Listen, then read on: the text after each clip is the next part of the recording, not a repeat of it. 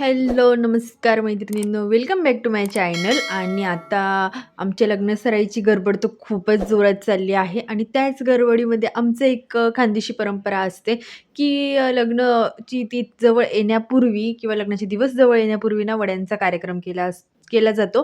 ते मठमुगच्या वड्या असतात. ते जर खानदेशी असतील तर त्यांना नक्कीच माहिती असेल. आम्ही छान गणेश पूजन, कलश पूजन, गणेशला नैवेद्य करून आणि मग आम्ही एका सुपावर स्वस्तिक काढून वडे टाकण्याचा प्रोग्राम चालू केला. 5 सवासणी बोलवतात आणि 5 वडे मानाचे काढले जातात आणि हेच वडे वर्षभर खाल्ले जातात असं म्हणतात. आणि मग तसंच आम्ही 5 सुवासिनी मिळून सर्वांनी हा प्रोग्राम अटेंड केला, छान एन्जॉय केले आणि मग आम्ही एक सूप भरून वडे बनवले आणि नंतर ना एका पाटावरही बनवले.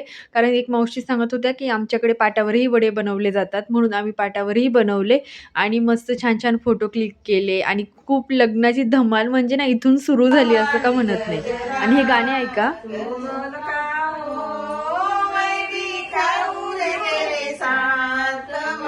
गजरा गजरा रे गजरे वाली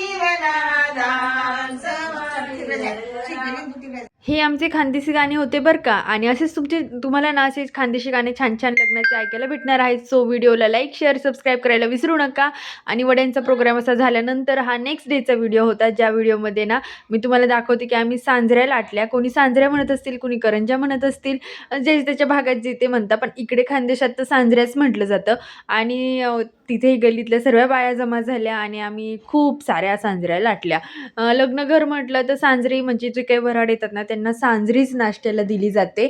मानाची सांजरी असते म्हणून ते करावेच लागणार आहेत. आणि मग आम्ही छान-छान आधी सांजऱ्या वेगवेगळ्या आकारामध्ये लाटून घेतल्या आणि ते करेपर्यंत संध्याकाळचे 4 वाजले होते. खूप थकवा आला होता गाईज, कारण की लग्नघर म्हणजे ना खूप खूप खूप काम. आणि आमच्या संगीता मावशीने सगळ्या सांजऱ्या तळून काढल्या एकदाच्या आणि अशा करत करत ना संध्याकाळचे 7 वाजले होते आम्हाला.